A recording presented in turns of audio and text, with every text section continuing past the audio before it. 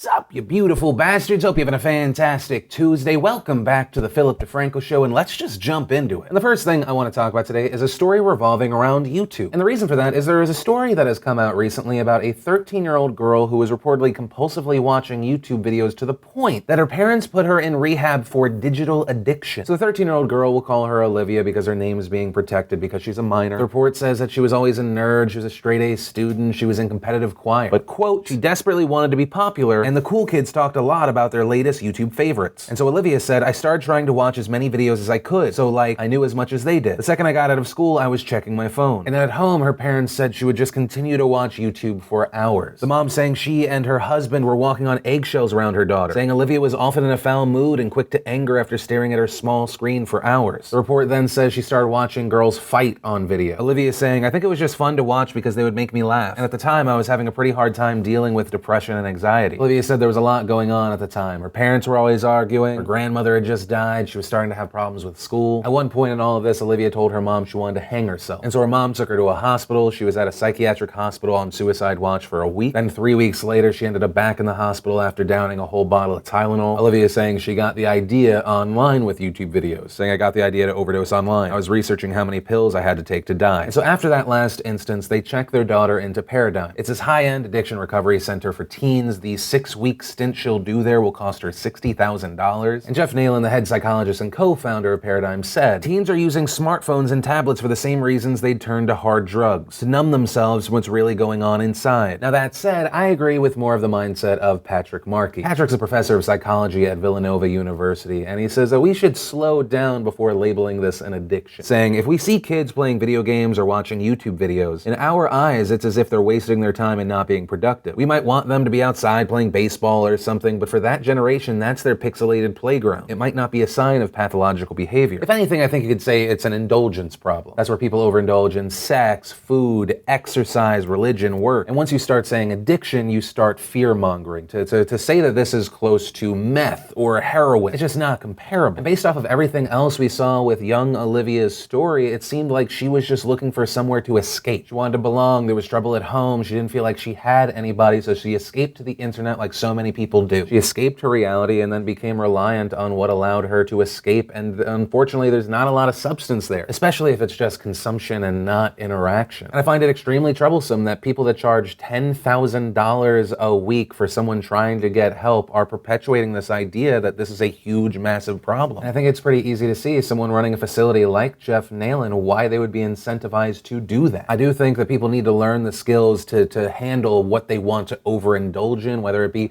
food or exercise or consuming internet content. But to focus just on that and not acknowledge that it seems that there's a lot more that pushed her to this point. That seems like a big disservice to this at-risk child. But like I say in most all my shows, this is the Philip DeFranco Show. It is the facts, it's the opinion, and then the conversation. I want to know what you think. Do you think internet or YouTube addiction is a real thing? Do you think it's a side effect? Yes, no? I just want to know what you think and why you think it is. So let me know down below. But from there, I want to share some stuff I love today. And today in Awesome, brought to you by The Boys Will Be Boys. But girls can also be boys if they want. I mean, I don't want to offend anyone. I mean, also gender identity can be a little bit fluid. I mean, I'm not gonna sell this shirt. Sure, we released that shirt as a joke a week and a half ago, and over 1,700 of you bought them. My mailbox has been flooded with people asking for it back, so for the next few days, it's available again. We'll link to that down below. And the first bit of awesome is self-promo awesome. If you don't know, we post behind-the-scenes vlogs Monday, Wednesday, Friday over at youtube.com/PhillyD. Even though there wasn't a regular PDS yesterday, we did post one of those. You can check that out. Also, if you're in the mood for something that's a little bit more long form, yesterday, since I gave my team Memorial Day off, I didn't have any editing help. I just did a live stream. An hour and a half of taking questions from the nation. The video is unlisted, so if you want to see it, you just have to go to the link. Then, if you're a fan of bloopers, we got bloopers for Deadpool. Then, if you didn't see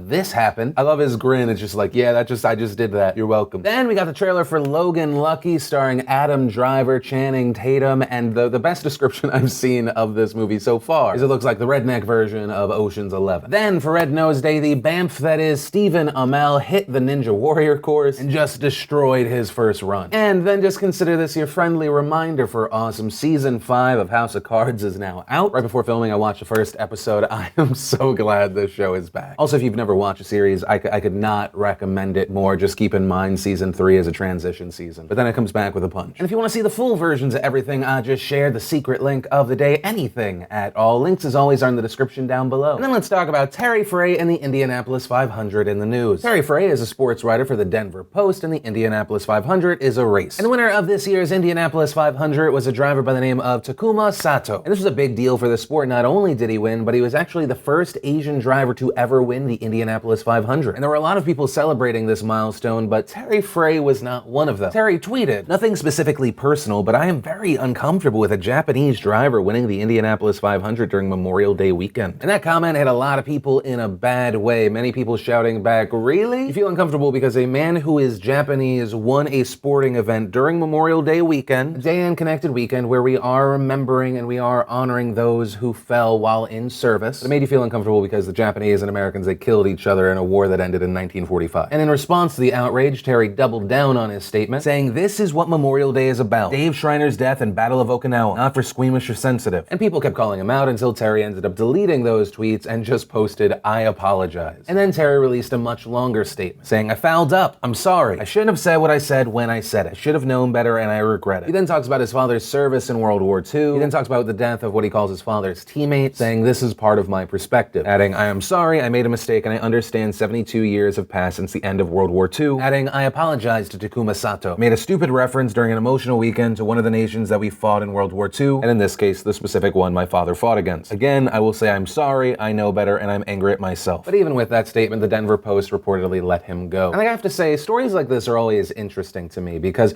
when someone has a moment like this, it makes me wonder, what is the real situation? Is this an emotional time that causes someone to be irrational and say things they don't mean? Or is this an emotional moment that let loose the feelings that someone had? That he actively holds a grudge although he tries to hide it all these years after World War II against people that weren't a part of it, against people of the same background but whose life experience knows no war? In my head, I think it could be either, but actually I want to pass this question on to you. What do you think? I'd love to know your thoughts on this one. Then, let's just get this out of the way. Yesterday morning, Tiger Woods was arrested for a DUI. And this resulted in two primary reactions from people. The first being that there were a ton of people tweeting that they were confused how the police could have even told he was under the influence in the first place. This because they said anyone who's been paying attention knows Tiger hasn't been able to drive straight for 10 years. I saw 15 people make that same joke. Still funny every time to me. And the second were people memeing Tiger Woods' mugshot. There's been a big update to this story. Reportedly, the probable cause affidavit for this incident has been published online. It says Tiger Woods was approached by police at 2:03 in the morning. They found him asleep at the wheel of his Mercedes with his flashers and brake lights on. After police woke him up, Tiger Woods said he had no idea where he was. The report saying Woods asked how far from his house he was. He reportedly then failed 4 field sobriety tests. The report also saying when Woods was asked to do the alphabet test, he responded, "Yes, recite entire national anthem backwards." But to all the people asking, why would you drink and drive? It turned out he didn't. His breathalyzer that he submitted to was 000. Nothing, nada, but it turns out he was on several prescription drugs. Under medical conditions, it lists Suloxer, Vicodin, Torix, and Vioxx. Although it noted that Vioxx had not been taken this year. So we don't know if it was all three, but it does seem like it was prescription drugs, especially since Tiger Woods has now released a statement where he says, "I understand the severity of what I did and I take full responsibility for my actions. I want the public to know that alcohol was not involved. What happened was an unexpected reaction to prescription medications. I didn't realize the mix of medications had affected me so strongly." And looking at all of this new information coming out, I don't know if it necessarily even makes it better. He wasn't drinking, but he was on prescription medication. Not only is someone just taking medication, but as an athlete, you need to know exactly what could happen when you put something into your body. Whether it be drinking or drugs, he made the choice not to call a car service. He made a choice to not only put himself at risk, but everyone else on the road that night at risk. And I say this as someone that's not really excited to tear down Tiger Woods. I remember being a kid watching him destroy the competition, change the game,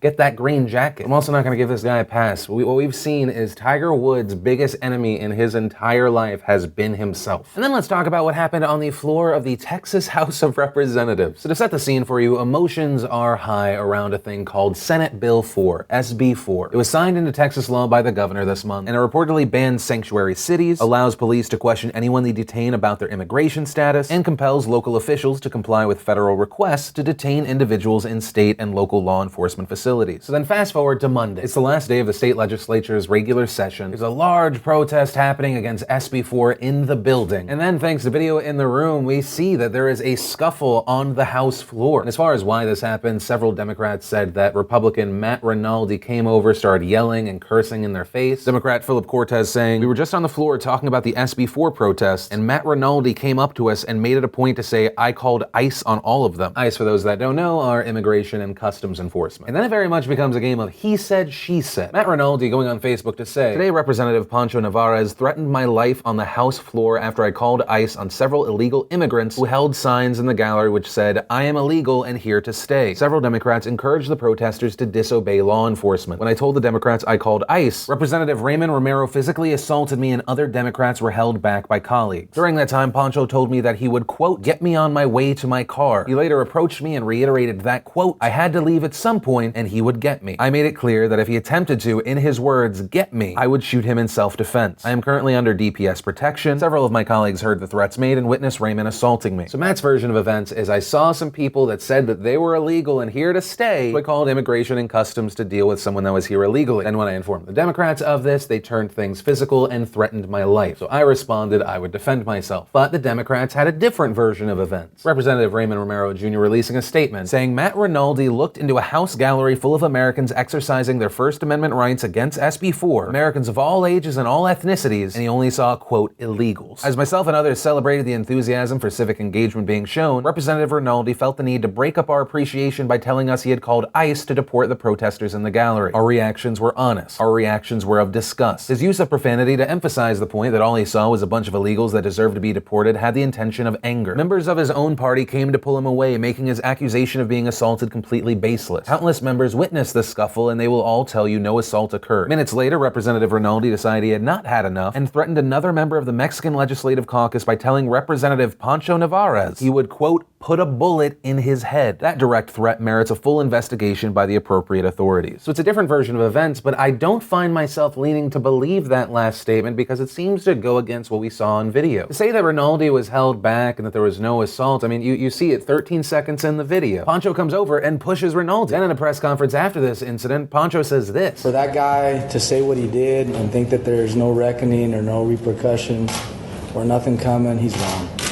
And today he just picked the wrong people to say that to. And he's lucky that there were more people around because while pushing and shoving and anything beyond that isn't acceptable and it shouldn't happen out there, and I'm sorry it happened, the fact is he's asking for it. He picked the wrong people to talk to. He was asking for it. He's lucky more people were around. It looks and sounds like he was the one that made it physical, and not only that, but it also kind of seemed like there was a threat there. And so because parts of those statements don't seem to match up at all, it makes me question the entire thing. I don't know a lot about his backstory, his history, and maybe Rinaldi is a disgusting person, and he said the worst version of what everyone said was said. But the moment it switches from words to the physical, you lose the high ground. Because a big focus of this whole conversation could have been, were there actually people there holding signs that said, I'm illegal and here to stay? And so was he just calling ICE on those people, or he was just like, oh, look at all these brown people here. Sick 'em, ICE. Right? And that sounds more like a, hey, they're different, round 'em up. And when I looked into this, I personally couldn't find people holding signs that said illegal and here to stay at this incident. So a big focus of this story could have been on that, but instead, no. Because of your desire to hurt someone physically, you hurt your argument. And that's actually where I'm gonna end today's story. Now, I'd love to know what you think about this story. One side's wrong, one side's a liar. No, everyone's in the wrong here. Love to know what you think here, the first story, anything in between. And that's actually where I'm gonna end today's show. And remember, if you liked this video, you like what I do on this channel, hit that like button. If you're new here, hit that subscribe button. And if you missed and want to catch up on the last Philip DeFranco show, you can click or tap right there to watch that. If you want to see the brand new behind the scenes vlog, click or tap right there. But that said, of course, as always, my name's Philip DeFranco. You've just been filled in. I love yo faces, and I'll see you tomorrow.